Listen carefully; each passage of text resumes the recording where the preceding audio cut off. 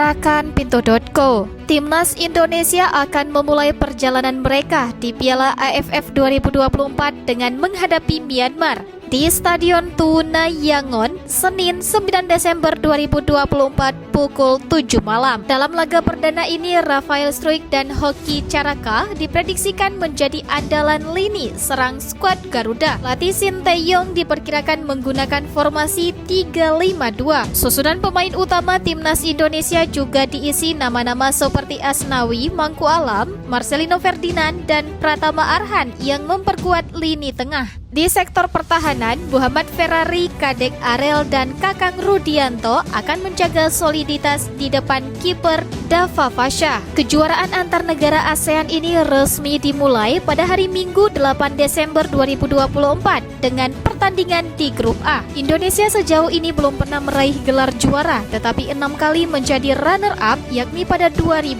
2002, 2004, 2010, 2016, dan 2020.